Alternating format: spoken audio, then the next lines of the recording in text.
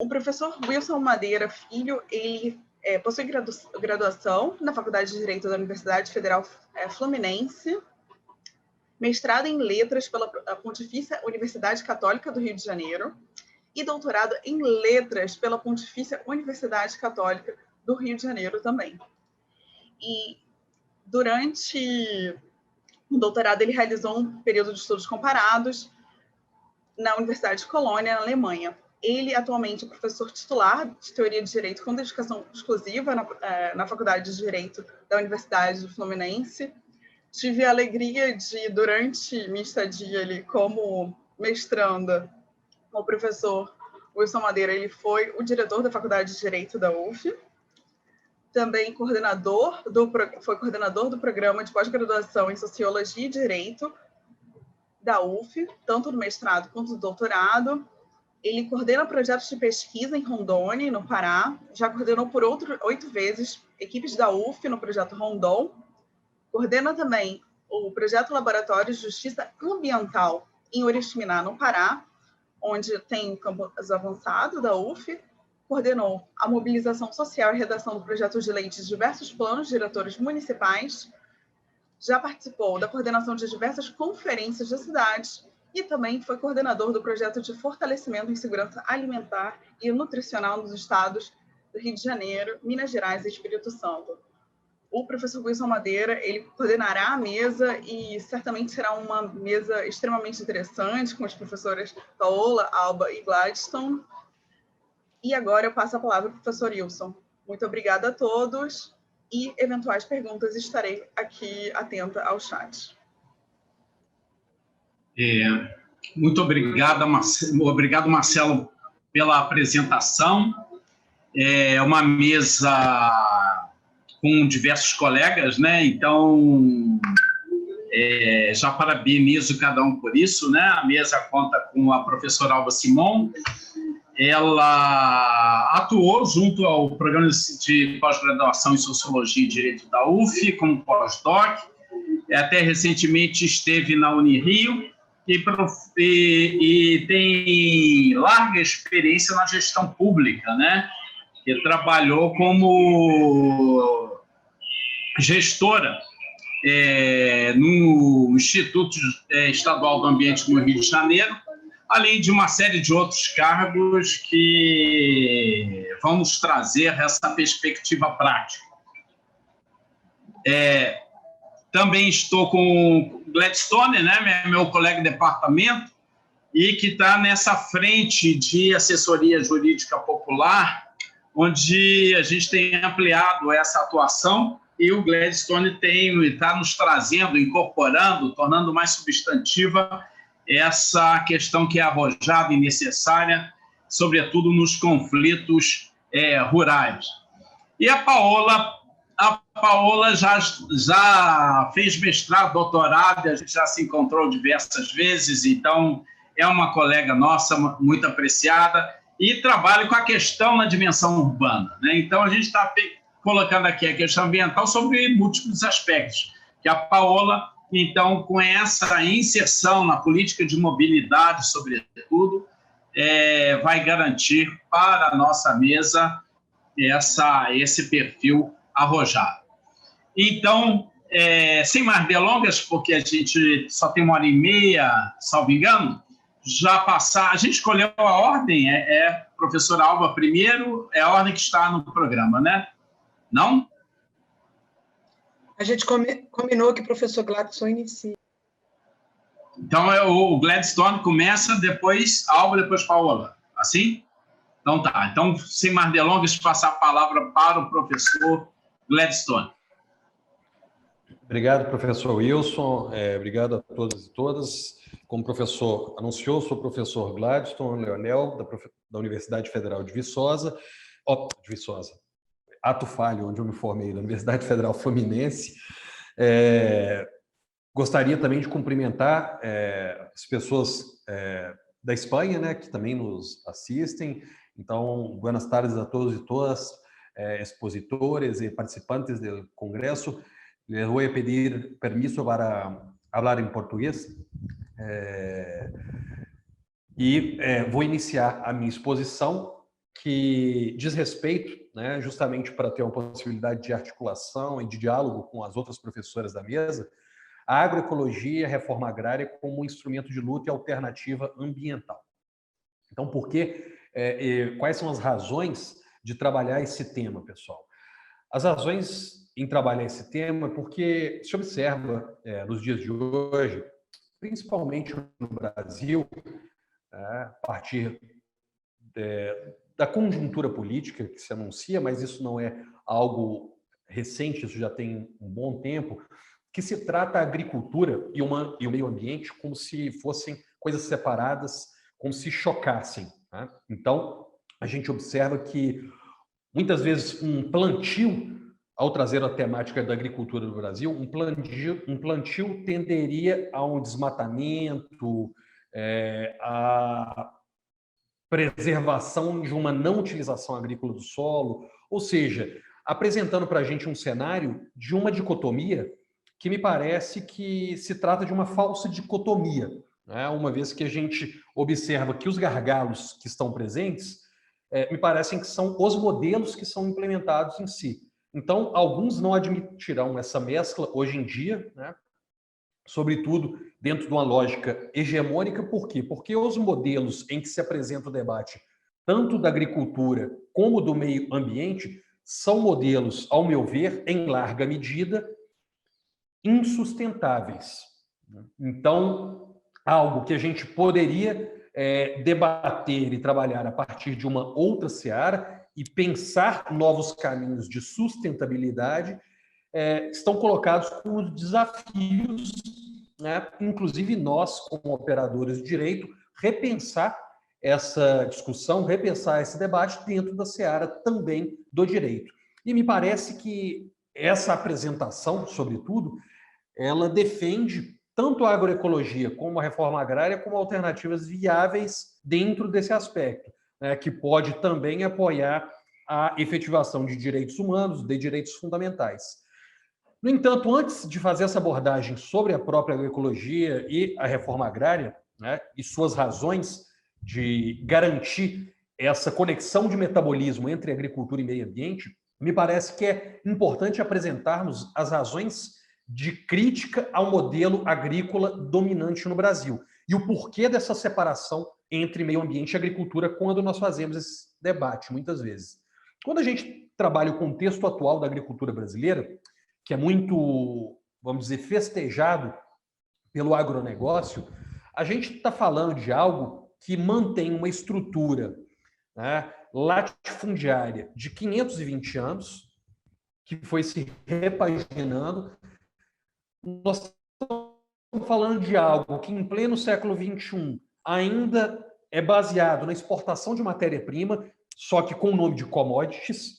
A gente está falando de exploração de força de trabalho, inclusive força de trabalho escrava, contemporânea, e que se aprofunda na precarização das legislações trabalhistas recentes, como a Lei de Terceirização Ampla, Reforma Trabalhista de 2017, que contribui para a precarização dentro das relações de trabalho, inclusive, né, no campo. A gente está falando do modelo agrícola, que é baseado em desmatamento e destruição ambiental, vide a tentativa de flexibilização ambiental que acontece nos dias de hoje, já aconteceu nos governos anteriores, vide o que acontece na Amazônia, o que aconteceu com as empresas Samarco e Vale em Minas Gerais, nos casos de Mariana e Brumadinho, vide o que acontece no Pantanal recentemente. A gente fala numa matriz também que se vale do uso de agrotóxico de uma forma completamente desarrazoada e exagerada. O Brasil é o maior consumidor de agrotóxico no mundo, então nós todos os dias estamos nos contaminando, né, na nossa alimentação. Então, hoje o Brasil, desde o começo do ano até os dias de hoje, isso sem contar os anos anteriores, já se liberou, só nesse ano, mais de 800 tipos de agrotóxicos, né? Sendo que a maior parte desses agrotóxicos são proibidos na Europa. Então, para as pessoas que são da Espanha e que estão nos ouvindo, boa parte dos agrotóxicos que não são permitidos na União Europeia são liberados aqui no Brasil. Ou seja, são características, né, do modelo agrícola que certamente não contribuem para uma sustentabilidade.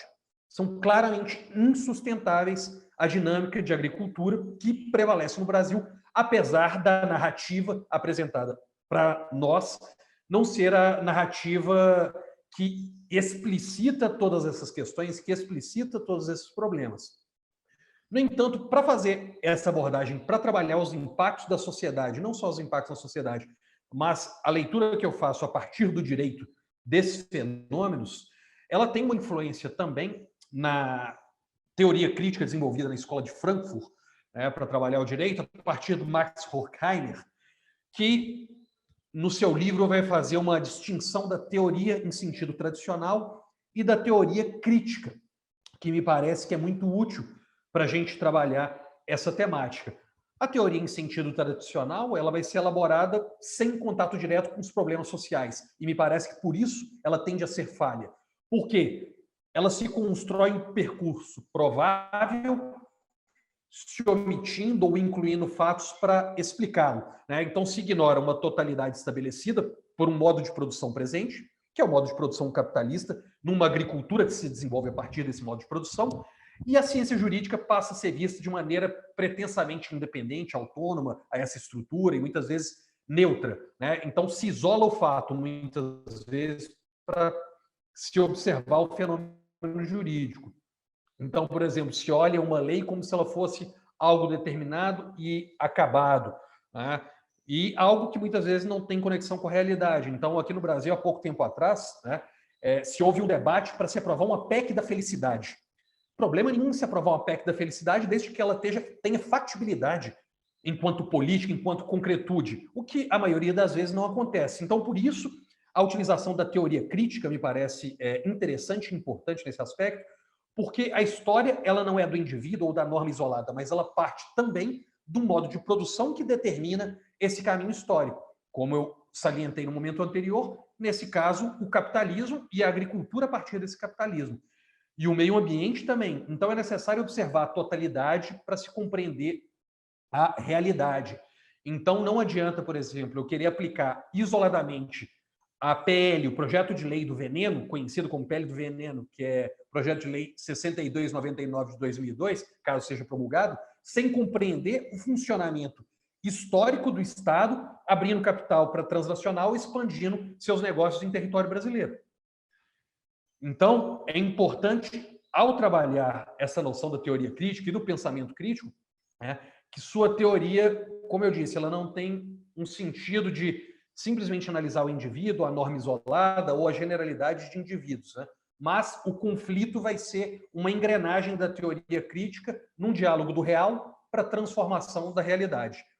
Me parece que a agroecologia ela aparece como um conjunto de práticas abarcadas, inclusive pelo modelo constitucional brasileiro, com capacidade de resistência aos avanços tanto do agrotóxico como desse modelo que a agricultura capitalista insiste em implementar, sobretudo após a Revolução Verde, né, após o que ficou conhecido como Revolução Verde, depois dos anos 60 no Brasil.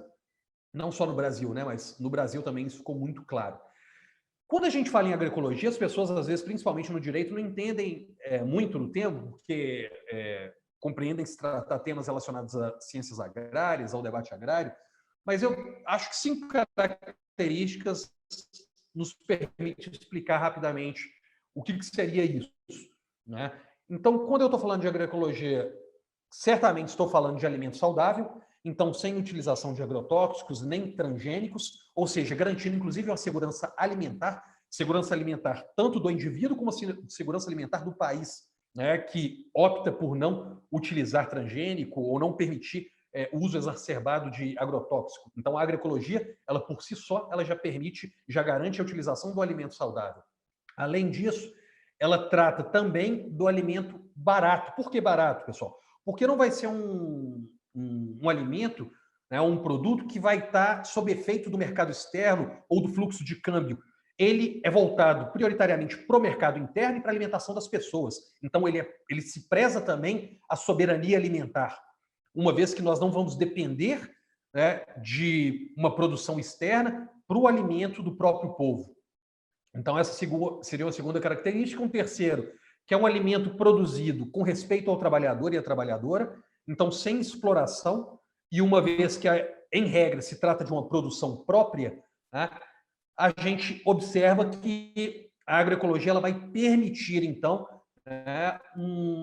uma dinâmica de trabalho que ela vai garantir esse respeito nessas relações e, consequentemente, também o cumprimento da função social da propriedade rural nos seus 4 incisos, que daqui a pouco a gente vai abordar.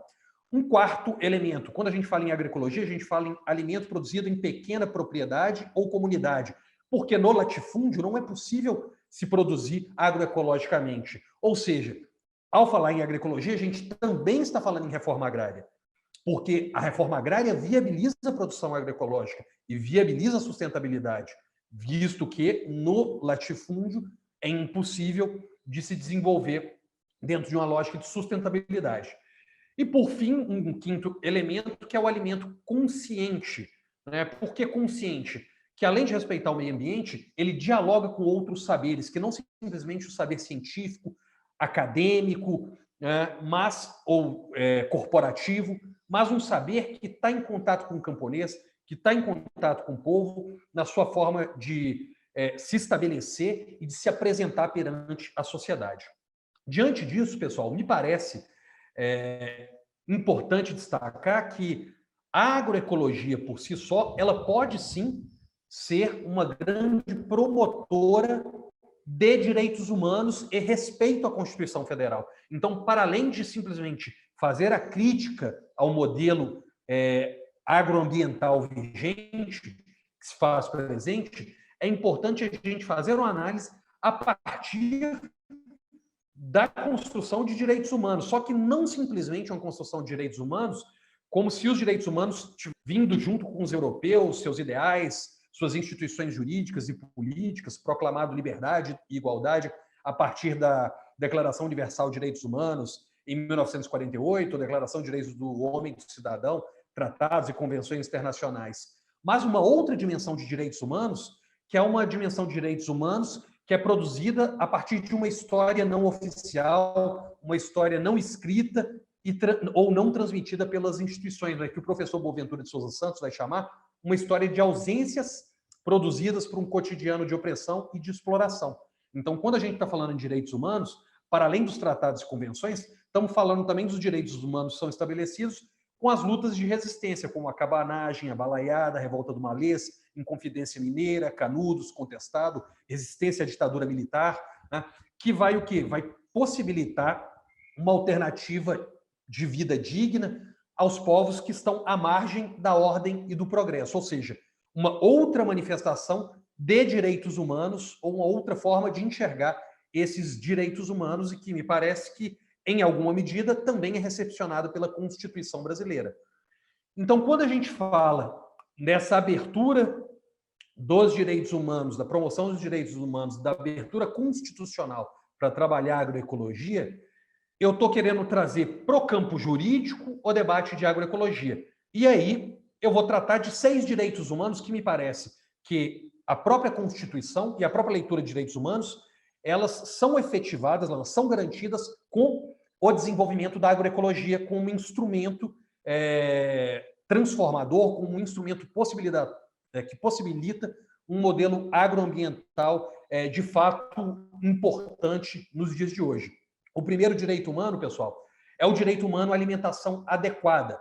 Então, o direito humano à alimentação adequada é garantida com a agroecologia, a partir do uso de sementes crioulas, da adubação orgânica, vai garantir um bom alimento e vai garantir esse respeito à alimentação adequada.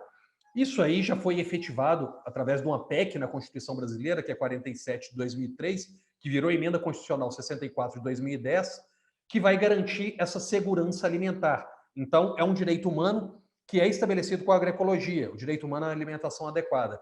Além dele, a gente pode falar também em outro direito humano, que é o direito humano ao meio ambiente ecologicamente equilibrado, que também pode ser visto como direito humano, além do próprio direito da natureza por si só, que já foi constitucionalizado em experiências como no Equador, na Bolívia, por exemplo, que é um respeito à biodiversidade, o respeito à policultura alimentar, a preservação de recursos naturais para viabilizar a prática agroecológica. Então, tudo isso tem conexão com o artigo 225 da Constituição Federal. Então, é importante a gente trazer isso e destacar isso em alguma medida. O terceiro direito humano, parece que é ressaltado com a agroecologia, é o direito humano à terra rural. Então, a agroecologia, como eu ressaltei, ela se desenvolve pequena e não grande. Para isso, a reforma agrária é um instrumento fundamental. Então, ela não é um instrumento ultrapassado de outros séculos, que ficou no passado ou que diz respeito simplesmente à vida do camponês, mas ela interfere na forma que a gente se alimenta, inclusive, né, da forma que o impacto social e ambiental é realizado dentro do território nacional. Então, me parece que a agroecologia, além de garantir o cumprimento da função social da propriedade, ela garante o cumprimento da função social da terra, que o professor Carlos Frederico Marés, trabalha também, né? Não só a partir do artigo 186 da Constituição Federal, além de garantir a difusão de práticas de povos tradicionais e seus saberes, né? A partir da efetivação desse direito humano. Eita. Além disso, pessoal, um quarto direito humano, me parece que fica claro, é o direito humano à saúde. Por quê? Porque a agroecologia, uma vez implementada, ela não vai permitir que o trabalhador que usa, né, ou que vai trabalhar na agroecologia, ele seja envenenado, uma vez que ele não vai utilizar agrotóxico e não vai permitir que o consumidor se envenene ao consumir aquele produto, uma vez que o produto não vai ser trabalhado com fertilizantes agrícolas químicos, né, pautados no agrotóxico. Então, se tem um respeito ao direito humano à saúde. Uma quinta dimensão de direitos humanos, me parece que fica clara no desenvolvimento agroecológico, é o direito humano ao trabalho, uma vez que a pequena propriedade e o mercado interno garantem uma maior empregabilidade, diferentemente do agronegócio, que vai aumentar o desemprego no campo. Então, pequena propriedade e mercado interno vai garantir uma maior empregabilidade. E, por fim, o direito humano à educação, né?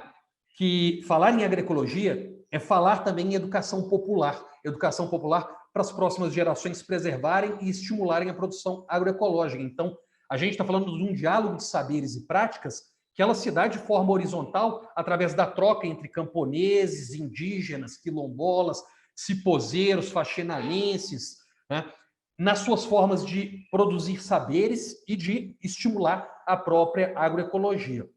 No entanto, pessoal, o que acontece? Quando a gente traz esse debate, a gente tem que entender, como eu disse no início da minha exposição, que é um debate que é trazido a partir do capitalismo. E dentro do capitalismo, o próprio professor John Bellamy Foster vai falar que existe uma falha metabólica entre agroecologia e capitalismo. Até eu tive uma banca recentemente, que a mestranda, que virou mestre Leura, ela trabalhava essa questão também a partir do Foster, uma vez que a agroecologia, como eu disse, ela reconecta o ser humano à natureza, ao campo, à cidade, sem apelar para a acumulação e reprodução do capital. Já a agricultura no capitalismo, ela é garantida a partir dessa insustentabilidade, uma vez que há um rompimento metabólico da relação entre seres humanos e natureza. Então, é importante tentar entender o direito a partir dessa perspectiva e dentro de uma conjuntura que no Brasil é a pior possível. Por que é a pior possível? Só para vocês terem ideia, no período de 2004 a 2017, isso não estou levando em consideração de 2017 a 2020, a bancada ruralista no Congresso Nacional propôs 25 projetos de lei que ameaçam, por exemplo, demarcação de terras indígenas, quilombolas, tentativa de flexibilização da legislação ambiental, como disse o ministro, para passar a boiada. Então, a gente tem um verdadeiro desmonte da proteção agroambiental no Brasil em andamento. A gente pode se perguntar o que fazer. Não adianta simplesmente criticar. Quais são as alternativas que a gente tem? E aí, para encerrar, é isso que eu apresento para vocês. Não há, vamos dizer, mágica para isso. O que a gente precisa é de mobilização e organização para resistir e para existir enquanto seres humanos, enquanto natureza por si só. E para isso, reformas estruturais são fundamentais, não as contra-reformas que são apresentadas no Congresso Nacional nos dias de hoje. Qual reforma é fundamental para ser efetivado, para que a gente consiga avançar nesse debate? Uma delas é a reforma agrária, que dá título a essa exposição, com estímulo à agroecologia. Por quê? Porque a reforma agrária, pessoal, ela não vai ser voltada só para os camponeses, mas para resolver problemas estruturais do campo e da sociedade brasileira. Então, por isso que o movimento social, como o Movimento Sem Terra, fala hoje em reforma agrária popular, porque está falando na democratização do acesso à terra, está falando em se priorizar a agroecologia, né, como forma de se afirmar agroambientalmente, está falando da agroindústria sob controle de camponeses, da melhora da qualidade de vida das pessoas que consomem aquilo, inclusive para nós na cidade. Por isso que se estimula a criação de armazéns do campo, distribuição de alimento saudável agora durante a pandemia. Isso tem acontecido bastante. Então, quando nós trabalhamos a agroecologia, pessoal, nós estamos questionando a lógica das relações de poder, que fundamentam a produção agrícola atual. Então, não estamos falando simplesmente de um arranjo de técnicas agronômicas ou do agrosistema por si só, mas estamos falando de uma agricultura que vai ser promovida em sintonia com os ecossistemas locais e que não vai ser pautada simplesmente por conjuntos de técnicas agroeconômicas ou agronômicas por si só. Mas estamos falando de algo que pode possibilitar um processo político-social transformador. Diante disso, me parece sim que a reforma agrária e a agroecologia são bandeiras democráticas populares fundamentais para o mundo que nós queremos construir, respeitando a Mãe Terra, respeitando os direitos humanos. Era isso as minhas contribuições para o nosso diálogo, pessoal. Obrigado pela oportunidade.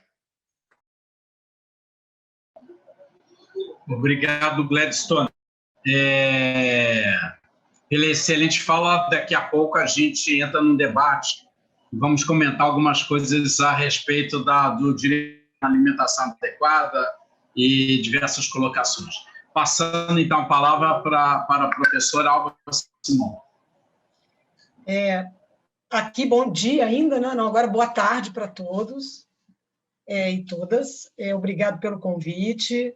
Foi muito bom ser a segunda a falar, porque eu acho que o que preparei para falar dialoga bastante com o professor Gladstone. Eu acho que o professor Wilson já fez uma apresentação geral, mas eu queria só complementar da onde eu estou falando, né? Eu tenho uma experiência de 20 e poucos anos, né, na gestão pública de áreas naturais legalmente protegidas, como a gente chama no Brasil, e durante esse tempo todo, como também egressa do movimento ambientalista brasileiro da década de 80, né, já estou bem velhinha,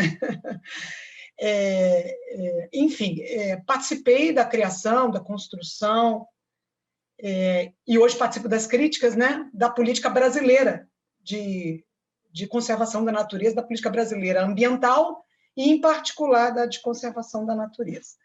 Então, eu acho que eu sou doutora em geografia, sou formada em biologia, eu tenho doutorado na geografia e o pós-doutorado eu fiz na faculdade, né, no programa de pós-graduação em Sociologia e Direito, onde teve espaço para pesquisar, averiguar, investigar com um pouco mais de calma, porque a gestão pública não é o espaço da reflexão, né? Enquanto diretora de áreas protegidas do governo do Estado do Rio de Janeiro, eu era responsável diariamente por ter que lidar ou tentar ou evidenciar conflitos em áreas protegidas de todas as ordens, né? Então, eram 27 unidades de conservação que eu tinha responsabilidade e todas elas em conflito, né?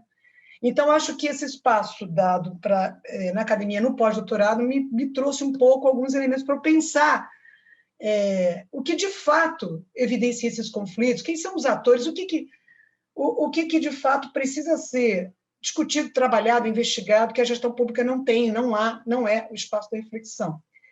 E lá, então, no pós-doutorado, no PPGSD, eu me envolvi de novo com conflitos em parques que nós mesmos criamos na nossa época de gestão pública e que agora poderiam ser averiguados em loco. Bom, o tema que eu trago e que eu costumo falar é um tema muito caro para o Brasil, é muito caro para o conservacionismo brasileiro, que eu separo do ambientalismo brasileiro, mas que, no fundo, todos estão na mesma, né? É muito caro, porque a gente vive uma sociedade, a gente vive uma crise ambiental.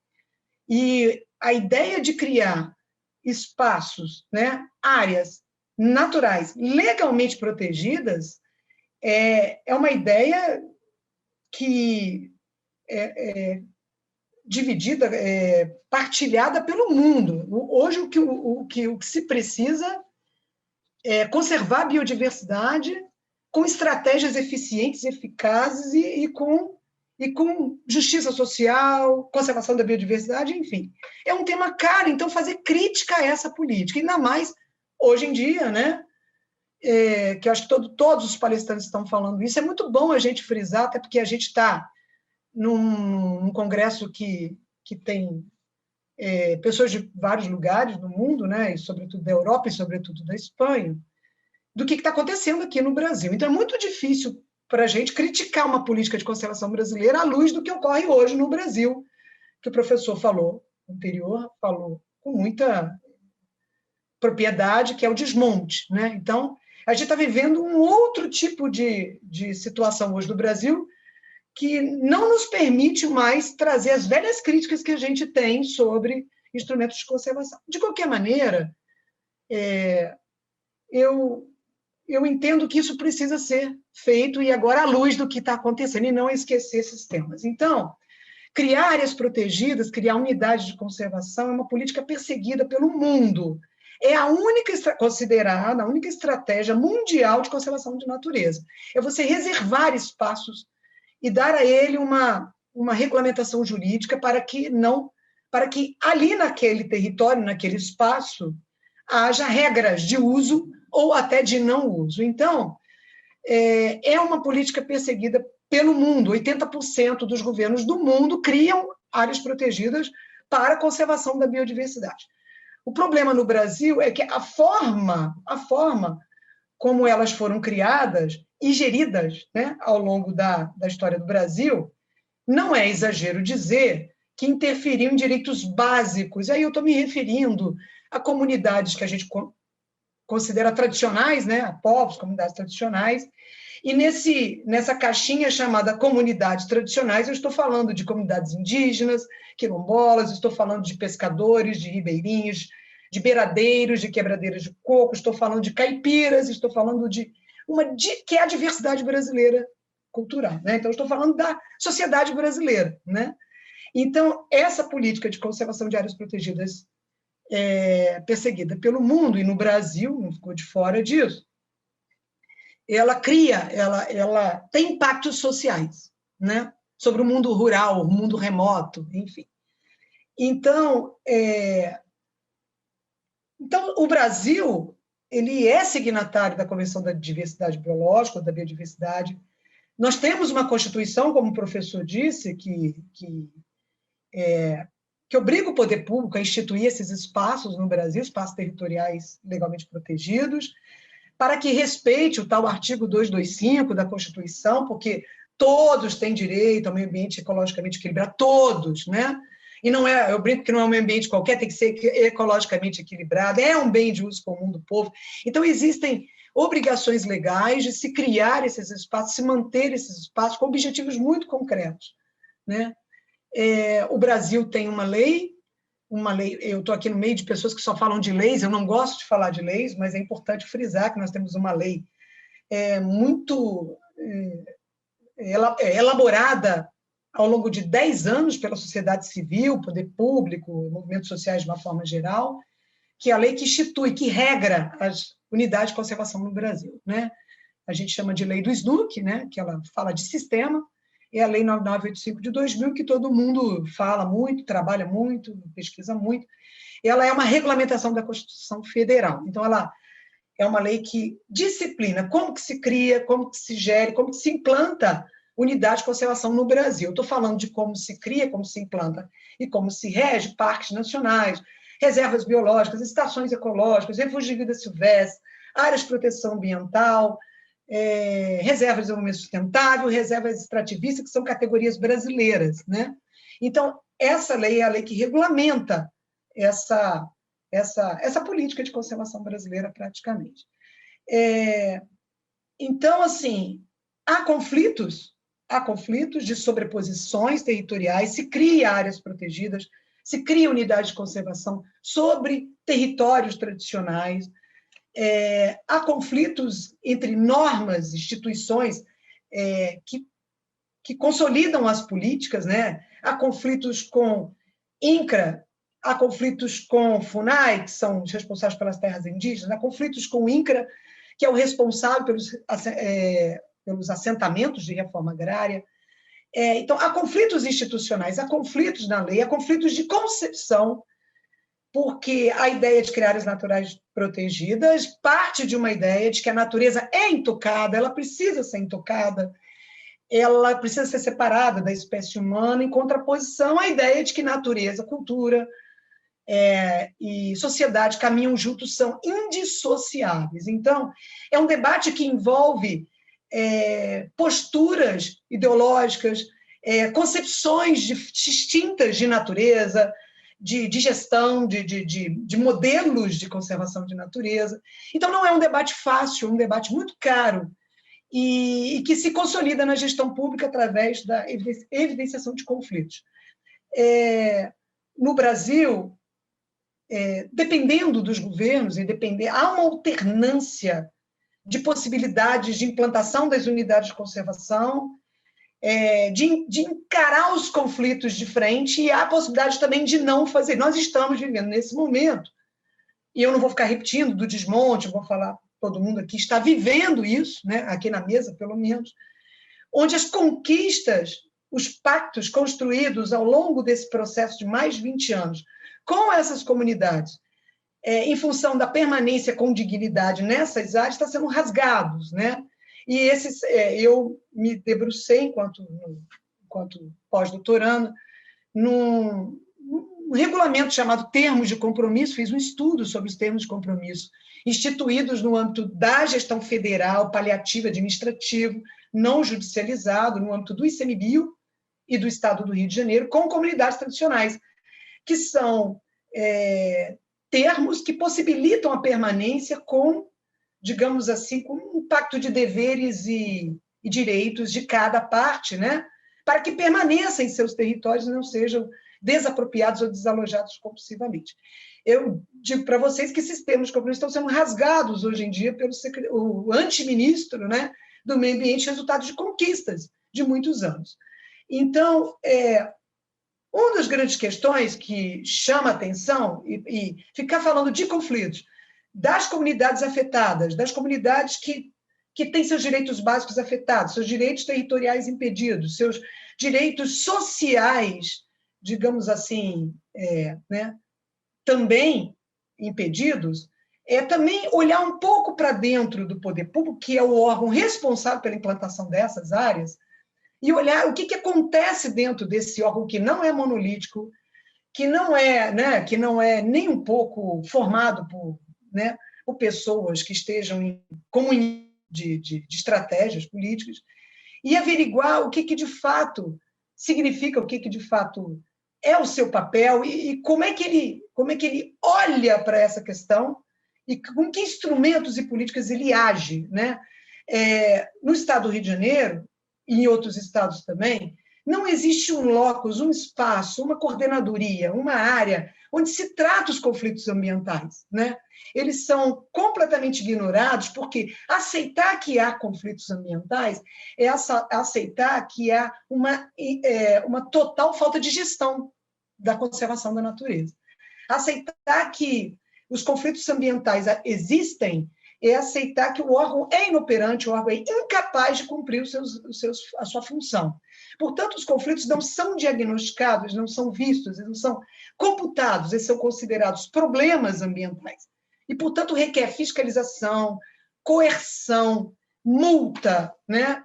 Ele é acionado, nesse momento, a ideia do comando e controle, que é um princípio. Então, os pactos, as construções coletivas para que os conflitos migrem para um outro patamar de conflitos, eles não existem na gestão pública. Aí, agora, falo eu como também ex-gestora pública e as dificuldades de lidar com essa questão. Não é uma questão fácil para o órgão ambiental, carrega a pauta social hoje nas costas. É o ICMBio que está de frente. Para vocês terem uma ideia, o ICMBio é o órgão ambiental federal responsável pelas áreas naturais protegidas, legalmente protegidas hoje no Brasil. Vocês terem uma ideia, 160 famílias de comunidades tradicionais estão em territórios administrados pelo ICMBio. É ou não é um órgão que precisa se debruçar sobre políticas, né, socioambientais? Sim, né? 160 famílias hoje dependem de decisões de um órgão ambiental. Então, a pauta social está na mão de órgãos ambientais que muitas vezes são povoados por biólogos, engenheiros florestais, e nenhum antropólogo, e nenhum cientista social, e quase nenhum economista no que tange à pauta das áreas naturais protegidas. Eu estou fazendo uma... Né?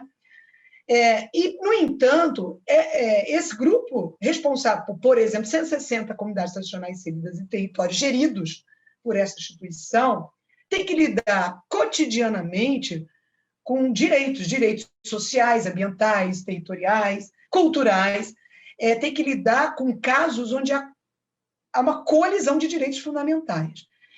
Nós estamos falando de comunidades quilombolas que exploram, por exemplo, aquele recurso natural que faz brincos e colares. Estou lembrando, queria trazer um pouco dos conflitos, ficar falando só, né? Palma de... Enfim, são comunidades extrativistas, comunidades de agricultores familiares, são comunidades pescadoras que usam o recurso natural para a sobrevivência, para a reprodução social-cultural, para desenvolvimento econômico também, né? No momento em que se cria essas áreas, há um congelamento econômico, portanto, há uma espécie de exclusão social, né? Enfim, no Brasil, um estudo feito em 2014, há muito tempo atrás já, né? E, pasmem, não haverá outro estudo, né? Feito pelo ICMBio, o Instituto Nacional, né? De Conservação da Natureza, o Instituto Chico Mendes. Eles conseguiram identificar que das 277 áreas legalmente protegidas, criadas e geridas pelo órgão, em 185 havia conflitos.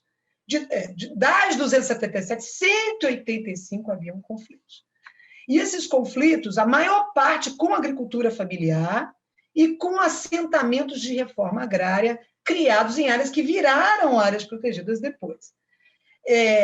Há uma questão que eu acho que o professor não chamou atenção, mas também não era objeto da fala dele, é que agricultor familiar no Brasil não tem seus direitos reconhecidos, a não ser quando há em processos de reforma agrária.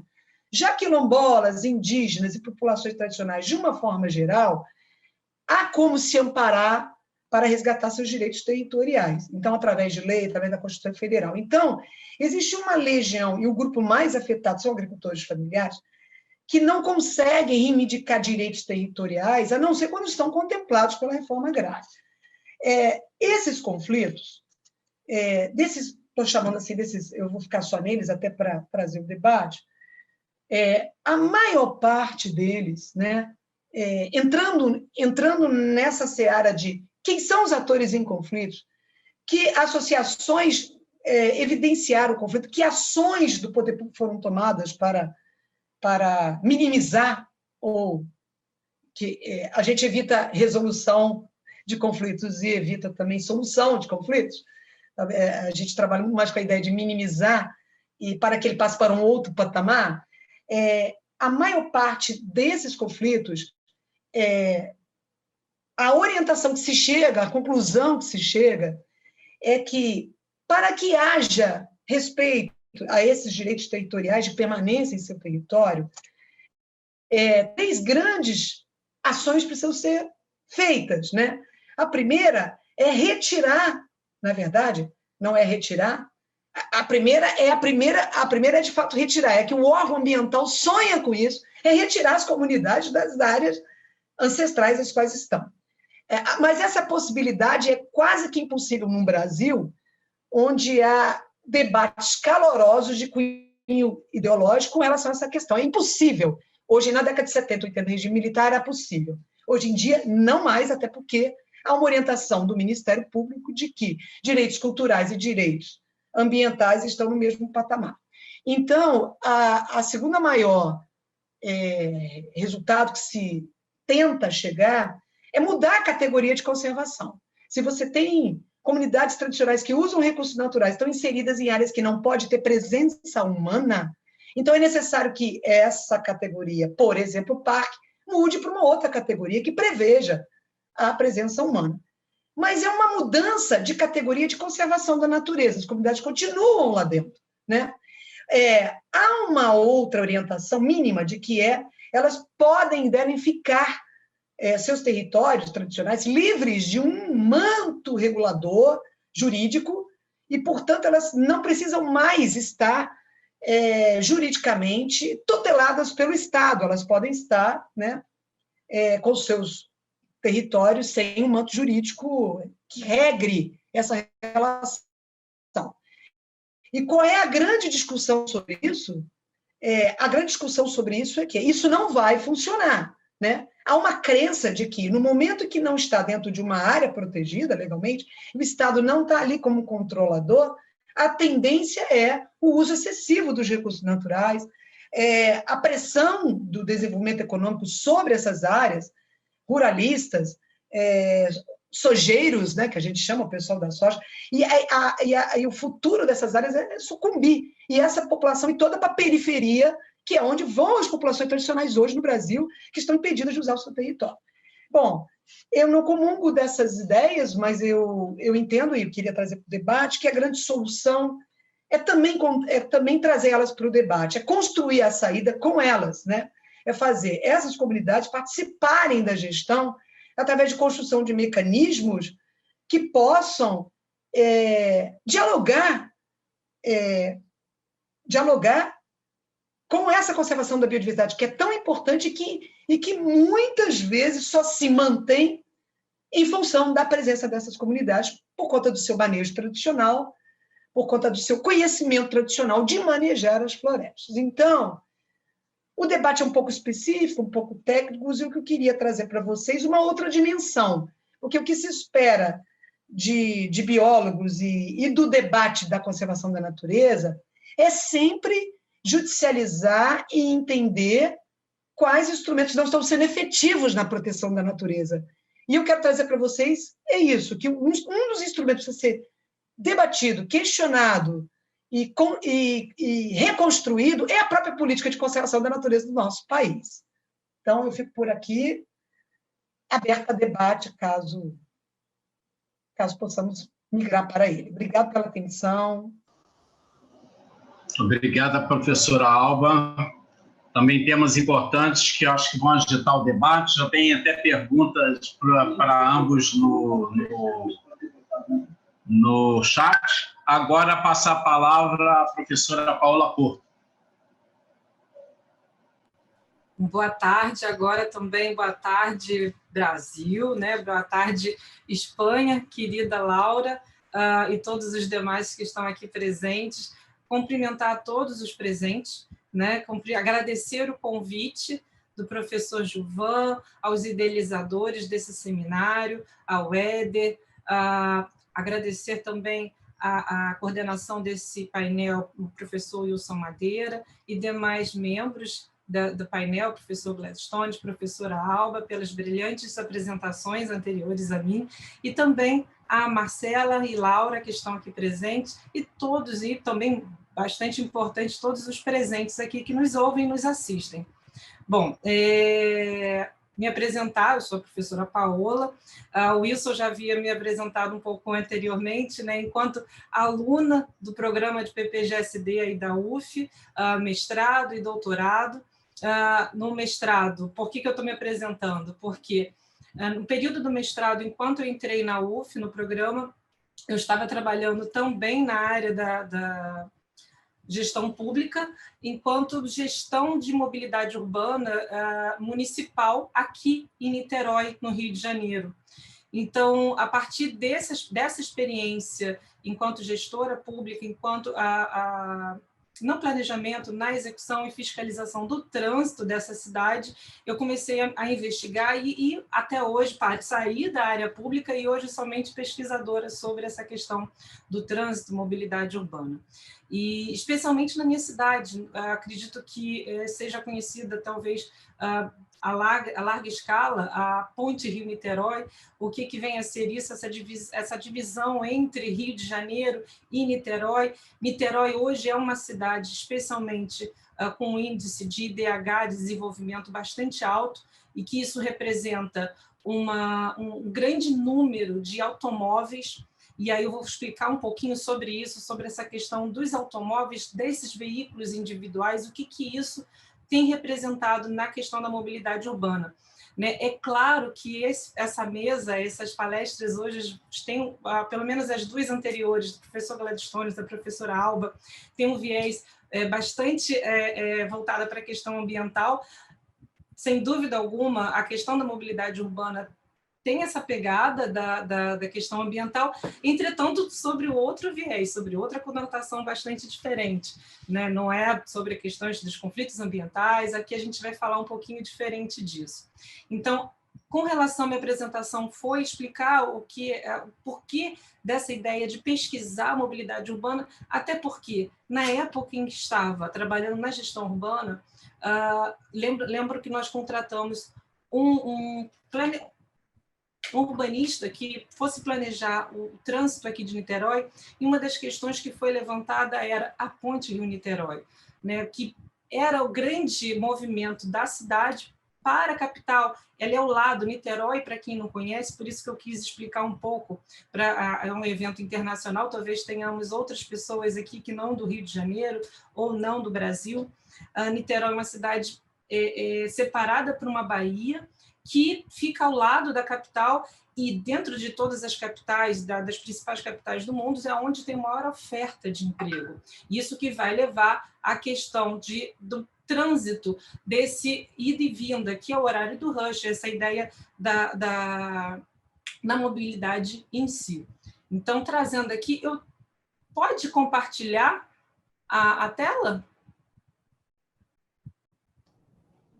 Sim, professora Paola, aqui embaixo... Eu acredito que sim, Marcela, pode compartilhar? Pode compartilhar, creio que vocês têm autorização. Ok. Foi. Está somente... Então, aqui, esse é o panorama, a ideia do tema é reflexões sobre o impacto da Covid na mobilidade urbana no estado do Rio de Janeiro. Né? Então, a princípio, tudo iniciou com isso. No doutorado, eu ampliei um pouco, né? Apesar de a gente estar trabalhando aqui no estado do Rio de Janeiro, o grande problema da mobilidade nesse estado, ele se resume à questão da região metropolitana do estado do Rio de Janeiro. Né? Então, para apresentar aqui, eu trouxe os dois mapas, né? Aqui o mapa do Brasil, para quem não está familiarizado com os 26 estados, com o Distrito Federal, e esse vermelhinho aqui, onde a gente encontra o nosso estado do Rio de Janeiro, e dentro desse vermelhinho, o que representa o maior problema de mobilidade urbana? É claro que esse problema de mobilidade urbana vai enfrentar a questão ambiental, vai enfrentar essa questão de saúde pública, né? Seja através das emissões de gases poluentes, seja através da própria saúde das pessoas presas no trânsito. O Rio de Janeiro tem diversos estudos que apresentam como o trânsito, um dos maiores trânsitos mais penosos no distanciamento, no deslocamento entre trabalho, casa ou qualquer outro deslocamento em si. E isso o que vem a representar? A partir de... É óbvio que isso não foi um movimento Brasil, foi um movimento mundial, e na década de 1930, mais ou menos, quando teve a Carta de Atenas, uma carta que vem representar toda uma ideia de uma arquitetura moderna, né? Essa arquitetura moderna, o que a gente tem da construção, especialmente o que a gente importou de Brasília, que é o nosso Distrito Federal, são cidades que foram pensadas, né, para o automóvel. Né? Até então, um pouco antes, a gente tinha uma perspectiva de estradas, redes ferroviárias, né, transportes coletivos, mas houve uma virada, e é claro, também pensada dentro do âmbito da ideia capitalista, né?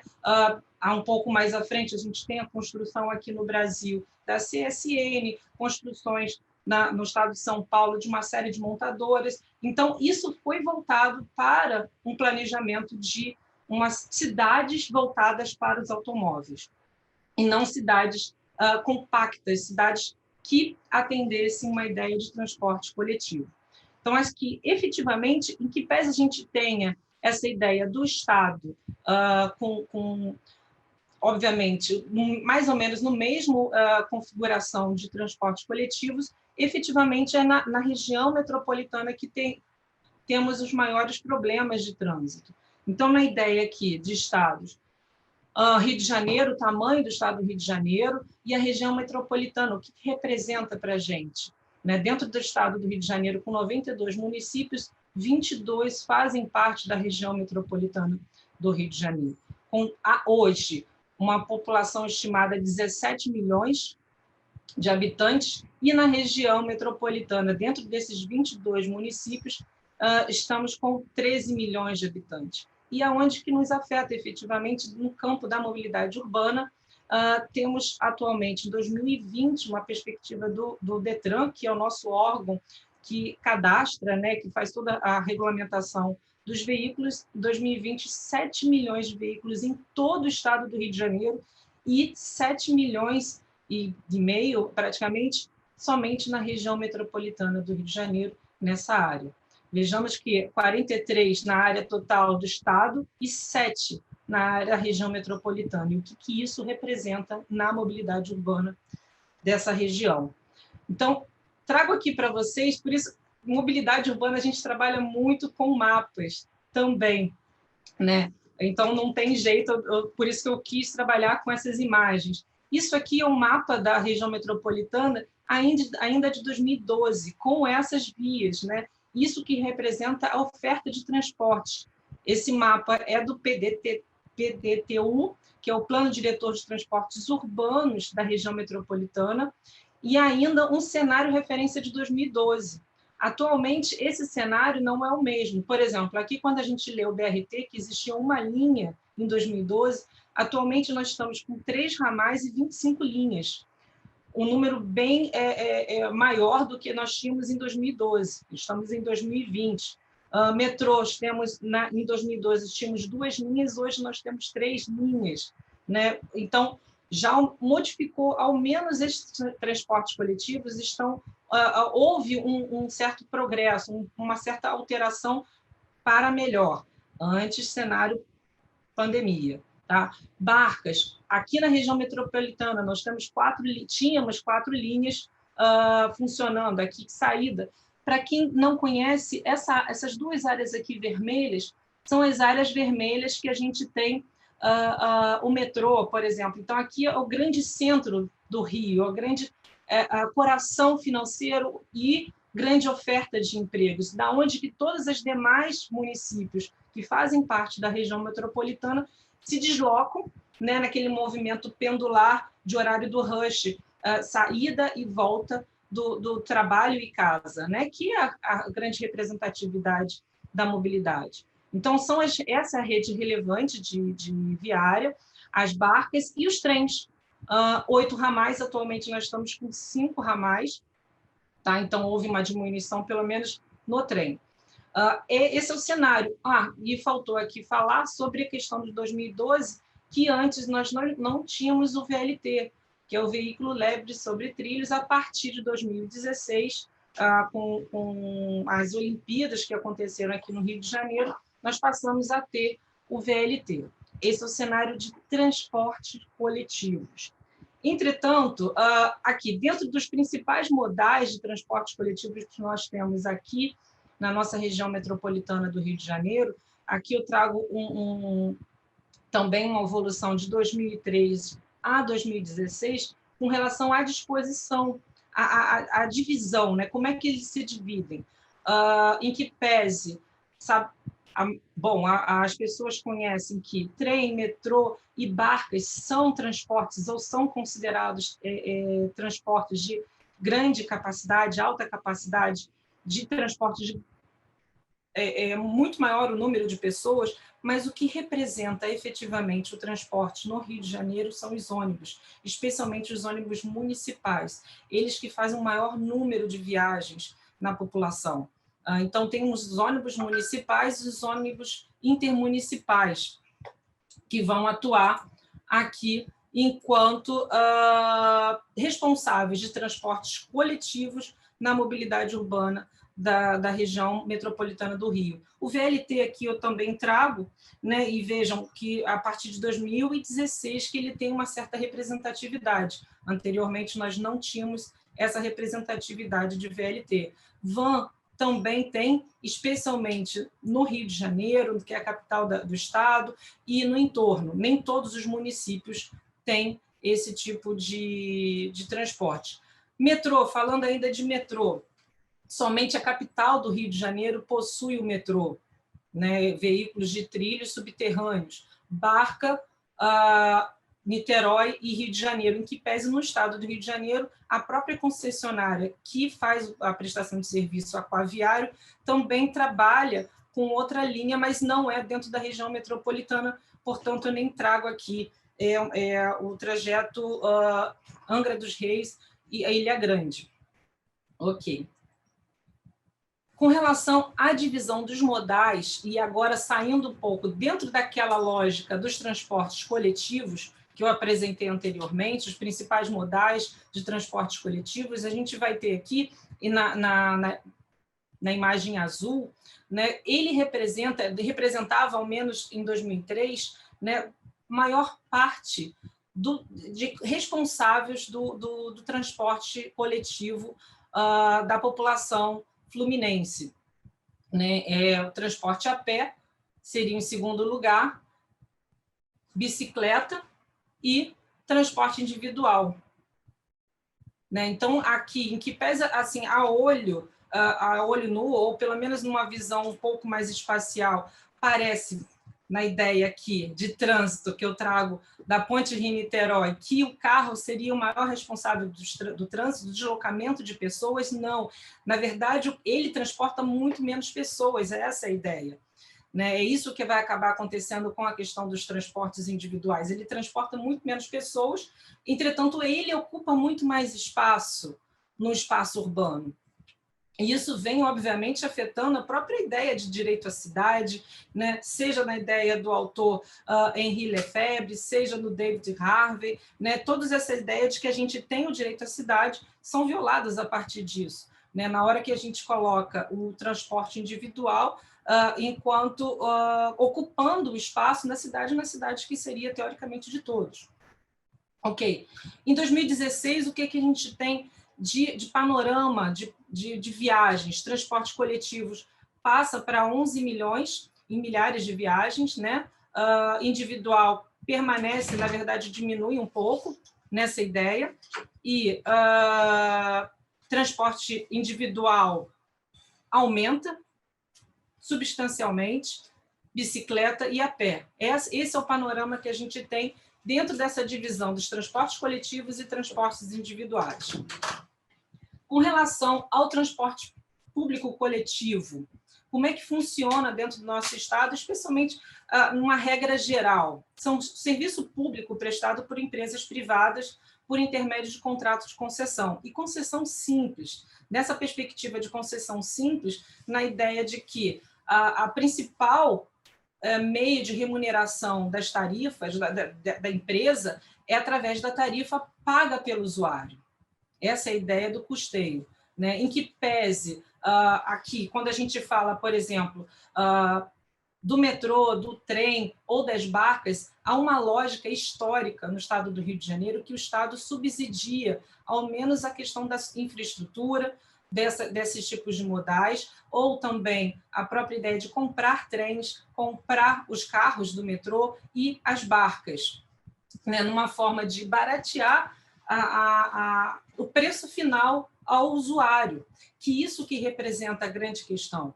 Eu trago, há um tempo atrás, eu precisei ir numa reunião, moro em Niterói, conforme eu falei para vocês, ao centro do Rio, que é a capital aqui do lado, em que fica em Copacabana, justamente na Secretaria de Transportes.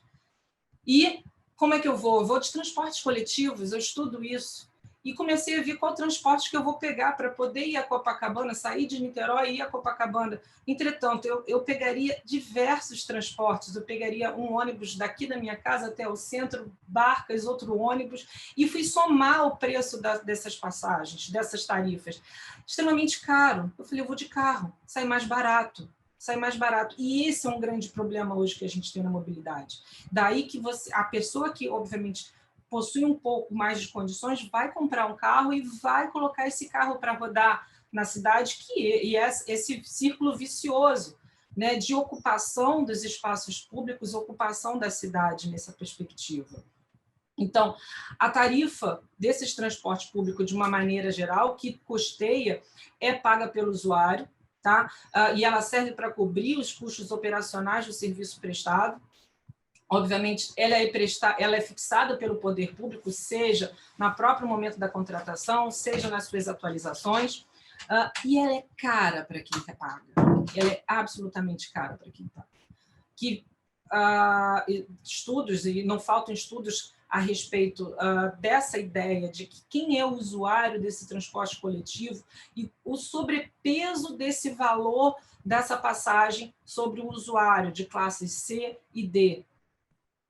Bom, e poucas cidades, efetivamente, no Brasil, subsidiam os serviços de transporte coletivos.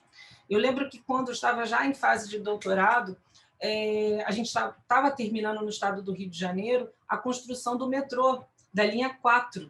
Né? Vejam que eu não coloquei aqui a linha 4 do metrô, que é a linha que liga o centro do Rio à Barra da Tijuca. Havia até, inclusive, uma previsão da linha 3, que era centro do Rio, a São Gonçalo, que não foi construída. No Rio de Janeiro, nós preferimos construir a linha 4 ao invés da linha 3. Então, nós temos a linha 1, 2 e 4, e não a 3. A 3 pulou.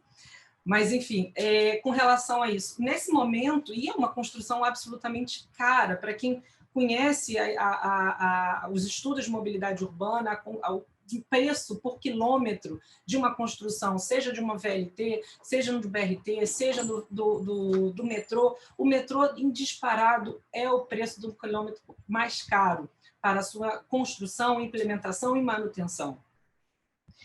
Só que, concomitantemente, a construção da linha 4, que era para ter a Barra da Tijuca, também estava sendo construída um viaduto, que ligava a Barra da Tijuca à zona sul da capital do Rio de Janeiro.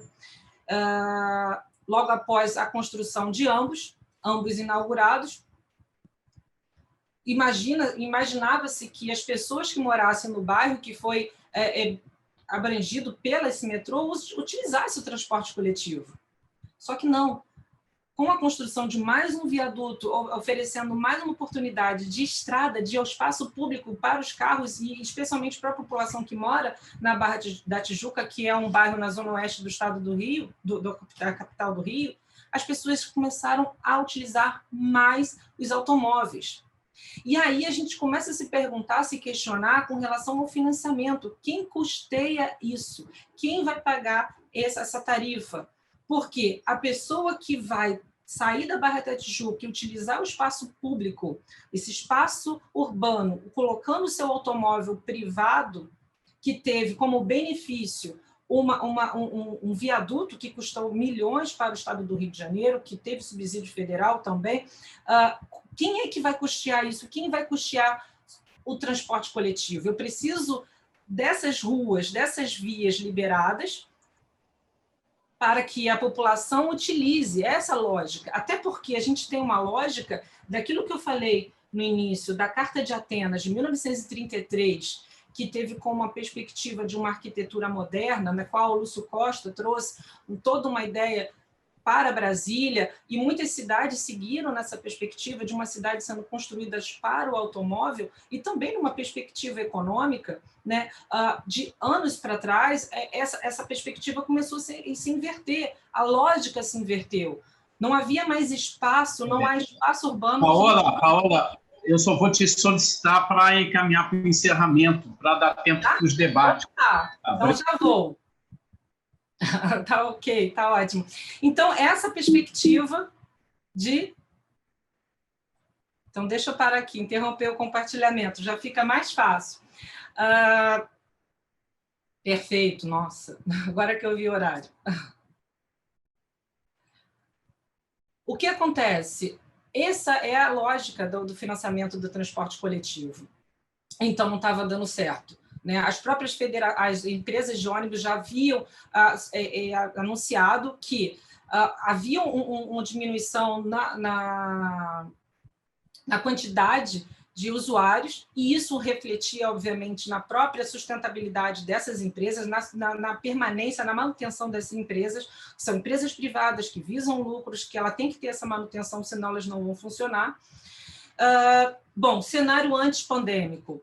Brasil, de 2000 a 2015, os automóveis cresceram 160%, congestionamentos, né, especialmente nos grandes centros, meio ambiente, emissão de gases poluentes. 2012, no Rio de Janeiro, 141 minutos que o carioca levava para o deslocamento entre o seu trabalho e a casa. Isso também trazia 111 bilhões de prejuízos para o Brasil. Rio de Janeiro, 19 bilhões, segundo dados da Firjan, que é a Federação de Empresas do Estado de Indústrias de Empresas do Estado do Rio de Janeiro. Em 2017, 820 veículos por dia entravam no Estado do Rio de Janeiro. Com a pandemia, é claro que isso trouxe grandes reflexões, porque de março até hoje, 2 empresas de ônibus faliram. A Metrô ameaçando parar as suas atividades, trens fechando estações, BRTs, daquelas 3 redes ramais de BRT, várias estações foram fechadas, que são exploradas por empresas privadas. Bom, então, já trazendo uma ideia de reflexões, já por conta do encerramento, e também poder oportunizar para que todos consigam falar, eu trago algumas reflexões a respeito do transporte modelo, né? Primeiro, que não estava dando certo nessa perspectiva. Já era um modelo que já estava sendo ultrapassado. Em 2012, veio a lei de mobilidade urbana tentando inverter essa lógica de transporte individual em detrimento do transporte público. Ao contrário, o transporte público teria que ser, em primeiro lugar, ser priorizado nas políticas públicas e depois ter efetivamente os transportes mobilidade ativa e, por último, a mobilidade individual através dos automóveis. Então, esse já era um caminho que estava sendo traçado. Bom, sobre as reflexões que eu trago aqui na pós-pandemia. A curto prazo, o que deveria ser feito e tem sido feito? 2 projetos de lei já foram encaminhados, um deles já foi votado no próprio Senado com relação à liberação de subsídios para essas empresas, porque não há possibilidade operacional do Estado retomar essas empresas prestadoras de serviços de transporte. De igual maneira, não há possibilidade de que parem, até porque o transporte, a mobilidade, é uma demanda derivada. Ela deriva de outras demandas socioeconômicas, ela deriva de outras demandas, seja culturais. Então, ele é absolutamente necessário. Então, como é que você vai parar? E também a própria manutenção do distanciamento.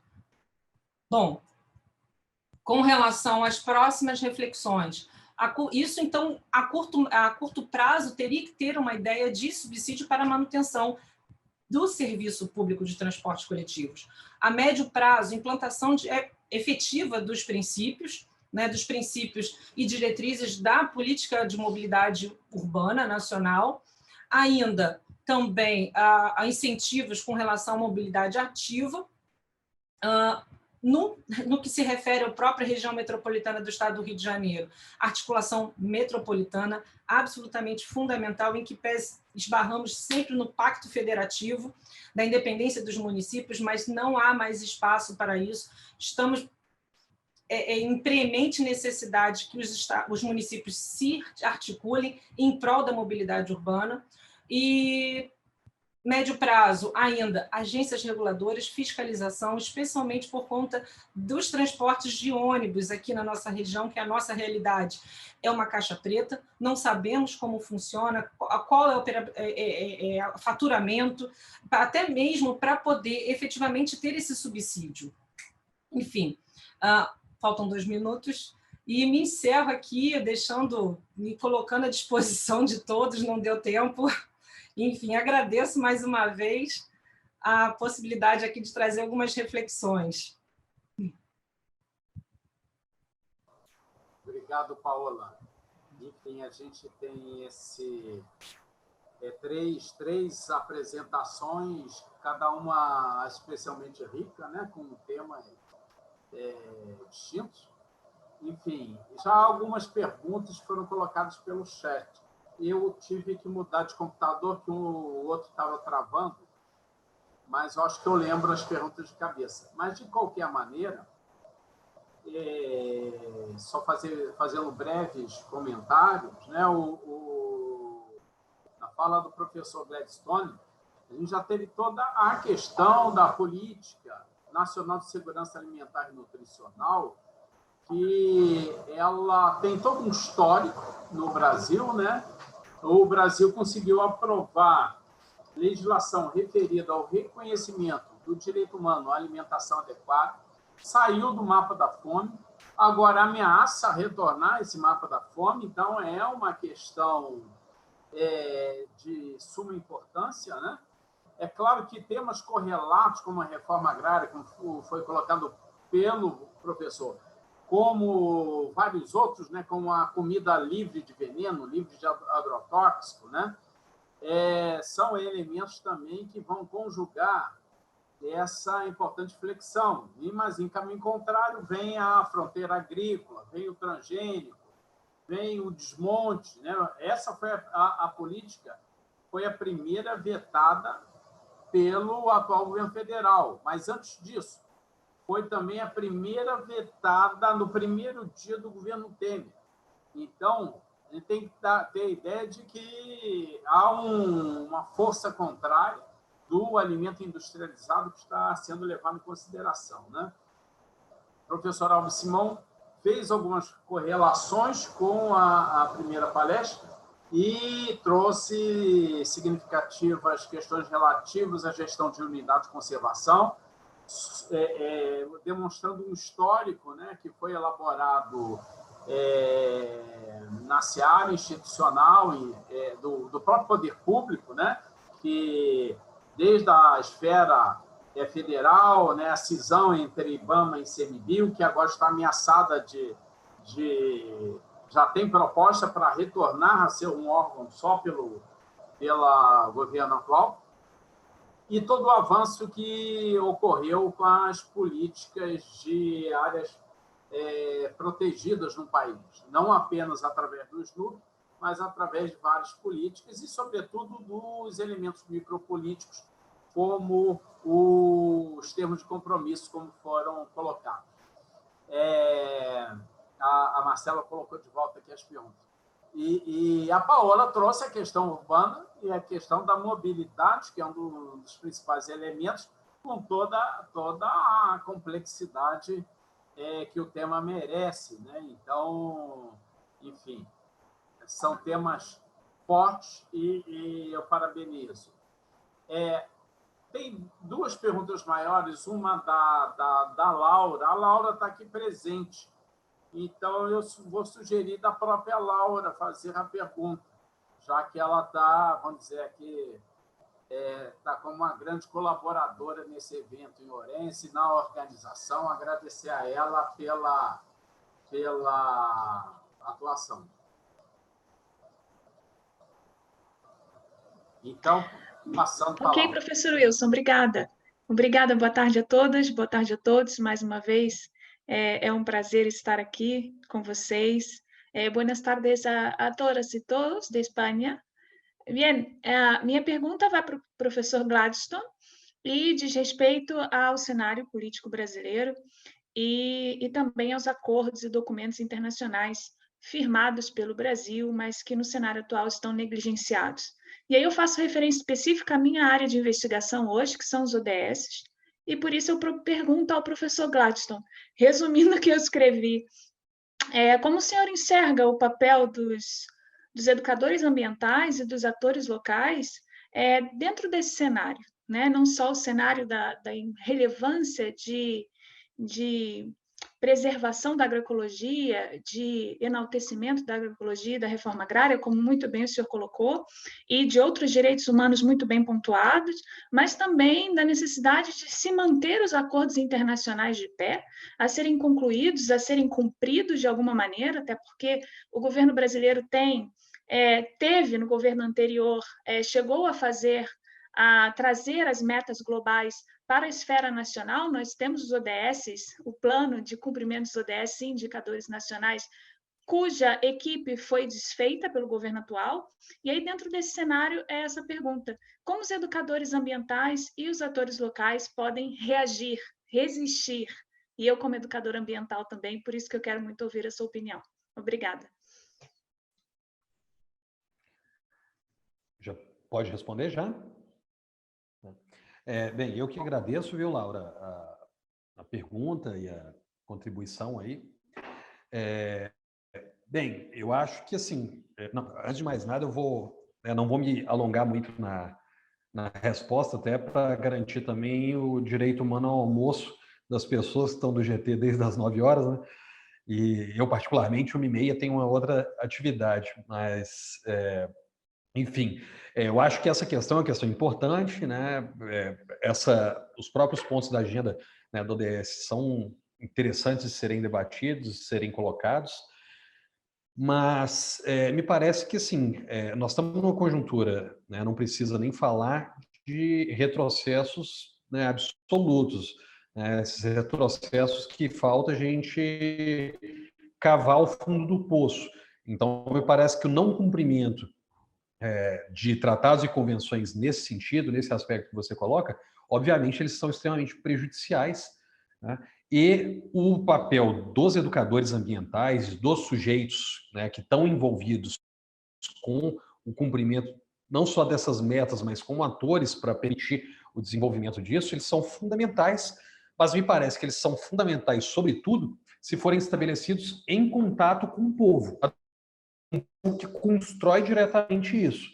Então, não resta dúvida que a formação possibilitada por eles, né, possibilitada pelos educadores populares, todos nós que minimamente trabalhamos com isso de alguma forma, né, é fundamental, mas desde que ela esteja articulada com a organização popular.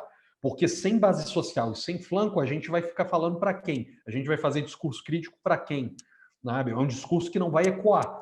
Então, é fundamental que para que esse discurso ecoe e se transforme em ação concreta, prática, em luta política, que é o que a gente precisa, na verdade, essa formação ela tem que ser conectada com a organização popular e com as lutas populares. Então, é importante a gente ouvir um pouco também as demandas para que a gente não se paute por bandeiras que muitas vezes não vão construir esse diálogo. Então, eu acho que nesse momento que nós vivemos, né, mais do que nunca é importante se repensar esse tipo de articulação junto com os sujeitos que são protagonistas nessas lutas. E que, no caso, não somos, muitas vezes, nós juristas, ou nós professores, ou nós educadores, mas o povo que está se organizando para resistir aos incêndios no Pantanal, para resistir ao avanço do latifúndio, para resistir as várias violações de direitos que a gente observa dentro desse área, desse tema de discussão. Obrigado. Há uma pergunta aqui para a professora Alba, vindo da Lilian Braga, que pergunta o seguinte: professora Alba, a recategorização de unidades de conservação tem sido uma alternativa de sucesso? Não tem precarizado a perda de territórios que devem, de algum modo, ser conservados? Oi, Lilian, a pergunta é muito boa, ainda mais em tempos atuais. Eu acredito que a recategorização por pressão política, como é feito por grandes proprietários no entorno de uma área protegida, ela não dialoga, não participa de uma política pública. Eu acho que ela é prejudicial, sim. Ela cria, como você disse, não sei como você usou, que eu não estou achando a sua palavra, mas enfim. Mas se ela é resultado de uma política pública, se ela é de uma política de Estado, eu acho que ela pode vir a se transformar num instrumento social. Eu acho que depende de como ela é conduzida. O que está acontecendo no Brasil hoje, vocês sabem, não sei se vocês sabem, o Parque Nacional Lençóis Maranhenses está sofrendo uma pressão violenta do Congresso Nacional para ser recategorizado. E o discurso é o mesmo, as comunidades tradicionais sofrem, elas não podem ter as suas atividades econômicas desenvolvidas, precisamos libertar essas comunidades desse parque opressor, né? E, no entanto, o projeto de lei, que está quase sendo votado, a briga está no Brasil todo comendo feio, ela não oferece uma alternativa para essas comunidades. Vão sair do parque, sejam jogadas na periferia e vão estar ausentes do turismo que se desenvolve lá. Porque, no fundo, é uma pressão das operadoras de turismo, das grandes operadoras de turismo, não é? Das operadorinhas do nosso vizinho, sim. Então, é uma jogada muito forte das grandes operadoras de turismo com um deputado federal e com o mesmo discurso que eu acabei de fazer aqui. Portanto, isso não é parte de uma política pública, não é construído com a comunidade, isso não é trazido como resultado de uma demanda, né? Portanto, isso é pressão política, sim, prejudicial. Não sei se te respondo desse jeito, mas não dá tempo. Estou à disposição, viu, Lilian, para a gente fazer um debate melhor. Eu adoro esse tema, adoro. Eu não estou vendo novas perguntas, vou colocar uma questão. Eu fiz uma para a Paola, mas tudo bem. Então depois complementa, por favor. Não, Paola, aqui sua apresentação passou por diversos aspectos, mas também pela questão da mobilidade na Baía de Guanabara. Eu queria perguntar sobre os trust, uma espécie de trust comercial, né? Porque na Baía de Guanabara, e alguns exemplos que eu sei que você trabalhou, a gente tem, na verdade, uma grande população que mora na cidade vizinha de Niterói, que é a população São Gonçalo, e que tem, vamos dizer assim, uma organização das empresas de ônibus para levar todo esse povo. E a organização de um transporte fluvial, né, ela não consegue avançar na direção de tornar mais consequente vamos dizer, uma mobilidade até mais barata e, eventualmente, mais viável e mais rápida. Enfim, te jogo essa questão, né, do que isso representa em termos de conglomerados de capital e de política social. Obrigada, Wilson. Sim, na época que eu estava escrevendo, mas eu acabei não trazendo essa discussão para a minha tese. Entretanto, falei hoje aqui da Firjan, na Federação das Indústrias do Rio de Janeiro, e existe um estudo da própria Firjan, e aí entrando nessa perspectiva do lucro também, obviamente, que a nossa Baía de Guanabara, não só a Baía de Guanabara, como também no entorno, falei aqui da Barra da Tijuca, né, existem no Rio de Janeiro, pelo menos aqui na região metropolitana, possibilidade viável, econômica para 21 linhas novas. Eu falei que nós temos 4. Entretanto, hoje, com pandemia, nós estamos com 3, porque 2 já foram suspensas, né? E aí não deu tempo, obviamente, da gente desenvolver com relação a isso. Então, seriam 21 novas linhas, dentre elas, essa para São Gonçalo, que é um município aqui contíguo, né, da capital também, e limítrofe aqui com Niterói, com 1.300.000, mais ou menos, habitantes. Então, sofre muito essa carga. Quando eu falei da Ponte Rio-Niterói, que ela absorve não só Niterói, São Gonçalo, Itaboraí, Maricá, toda essa população para a capital, do qual você poderia ter, obviamente, outras linhas ligando Magé, São Gonçalo, próprio Maricá, não por dentro da Bahia, mas por fora, pelo oceano. Então, todas essas linhas já foram feitos estudos de possibilidade viável econômica para que implementassem projetos, implementassem novos contratos, licitações e tal. E só. E é o que tem, porque não tem mais do que isso. A própria agência, que nós temos uma agência reguladora de Transpres aqui no estado do Rio, que regula os transportes aquaviários, ferroviários e metroviários, mas não avançam nessa. Nós estamos presos hoje numa discussão da devolução do contrato de concessão da atual concessionária de transportes aquaviários, que é a CCR Barcas. Então, essa já é um entrave. Então, abrir a oportunidade para os demais contratos e demais linhas para beneficiar a população, seja na questão de mobilidade urbana, seja na questão ambiental, inclusive na possibilidade de um trabalho melhorado na Baía de Guanabara, que precisa tanto dessa atenção ambiental, mas é o que a gente tem. Bom, eu vou abrir para cada um fazer consideração aos outros, se achar pertinente. Professora Alba? Então, eu fiz para a Paola já leu. Prazer em te ver novamente, Paola. Tá sem, mas eu faço aqui, você está sem microfone. Eu estive na mesa de lançamento do Programa Nacional de Mobilidade Sustentável e Não Urbana, né, que comunga com a ideia de desenvolvimento sustentável, e a discussão, obviamente, transportes não motorizados, que é a grande discussão a partir do teletrabalho, das mudanças climáticas. Hoje, a grande discussão é essa, né, dos transportes não motorizados. E aí eu queria saber se você acredita que os transportes não motorizados, entre parênteses, andar a pé e de bicicleta, pode vir a se constituir em transporte de massa, entre aspas, né? Eu tive acesso, e não tive, a uma porcentagem altíssima de pessoas que caminham em Niterói. Eu até gostaria de ter essa porcentagem na mão.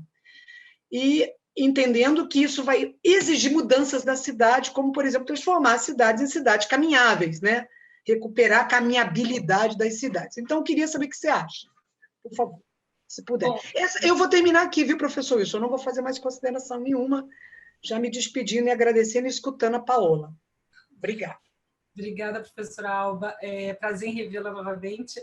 Sim, existe um órgão chamado, com a sigla ITDP, é uma sigla de uma tradução em inglês do órgão, Instituto de Transportes Urbanos, e ele traz um trabalho bem interessante, que é o índice de caminhabilidade.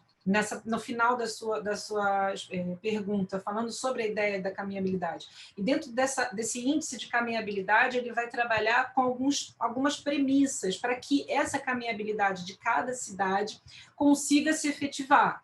É claro que eu preciso... E aí, dentro dessas premissas, eu vou trabalhar com calçadas, né, calçadas seguras, amplas, segurança, iluminosidade. Então, tem diversas premissas que são necessárias de implementação de políticas públicas. Por isso que, quando eu falei muito rapidamente, já me apressando para finalizar, né, e merecia talvez uma discussão um pouco mais detalhada, uma das efetivas políticas públicas que deveriam ser efetivadas é nessa mobilidade ativa, seja através das bicicletas, seja através da caminhabilidade. Mas eu preciso dar condições para que as pessoas caminhem. Não adianta falar, vai lá e caminha, porque não é assim. Eu tenho que ter uma série de outros fatores, seja de infraestrutura viária, seja de segurança, calçadas acessíveis, porque a gente está falando também de pessoas idosas, bebês, pessoas com deficiência de mobilidade, e sim, eu acredito. Na perspectiva aqui da nossa colega, aliás, a senhora, o professor Gladson, a Laura, que também trabalham numa perspectiva de educação ambiental, educação de mobilidade urbana. Não há espaço para esse individualismo, especialmente esse individualismo de uma política de automóveis públicos. Não vai caber, vai parar. Nós estávamos vendo, eu morava num bairro e era muito próximo à Ponte Rio-Niterói, que um dia a gente não ia conseguir tirar o carro. Aqui em Niterói praticamente um carro para cada 2 pessoas. Então, isso é muito sério e uma disposição de espaço público muito pequeno. Não vai caber. Então, essa é a primeira perspectiva. A segunda perspectiva aí que a senhora falou com relação à quantidade de pessoas que caminham, e caminham mesmo. Eu mostrei o gráfico, porque elas são invisíveis. E outra coisa, a quantidade de pessoas que utilizam bicicletas também são bastante altas. E é muito interessante, na hora que você coloca uma ciclofaixa ou coloca uma ciclovia, como é que elas aparecem, porque elas começam a se destacar. Mas, efetivamente, as pessoas se deslocam com bicicletas, elas se deslocam a pé, né? Só que elas são invisíveis, porque o que mais aparece são os carros, são os congestionamentos. E sim, eu acredito, agora é uma questão de políticas públicas de educação pública, uma política pública de fornecer condições para que isso aconteça. Ok, então, só passar para o Gladstone para a gente encerrar, porque ele tem outro compromisso 13h30, eu também tenho um outro compromisso às 14h, a gente ainda vai tentar almoçar, né? E já antecipadamente agradecendo a Marcela por ter conduzido, para a Laura, o Éder, organizando tudo isso, enfim, e todos que falaram pelas excelentes conferências. Não, é isso também, professor Wilson. Gostaria só de reforçar os agradecimentos, né? Agradecer o convite, o professor Éder e o professor Gilvan, principalmente, que estão encabeçando a iniciativa. Agradecer a Marcela, a Laura, né, o pessoal que está no suporte aí, é fundamental nesses tempos de ensino remoto, de palestras remotas, né? A coordenação do professor Wilson, o diálogo tanto com a Paola como com a Alba, eu acho que é importante a gente repensar mesmo esses espaços e essa conexão de campo, cidade, é fundamental, porque todos vivemos isso, essa conexão, né? E ser humano, principalmente, né? Eu acho que isso faz com que a gente consiga pensar algumas alternativas que são fundamentais para o próximo período aí, dos desafios que nós teremos. Então, era isso mesmo. Agradecer a todos que estão nos ouvindo aí, participando do evento. Ok, obrigado, Gladstone. Então, eu entendo que estamos encerrando. Agradeço mais uma vez a toda a equipe de organização, aos palestrantes, e temos a sequência, daqui a pouco já começa uma nova mesa de debate, convidando todos a participarem da extensa programação, excelente programação desse evento. Um abraço.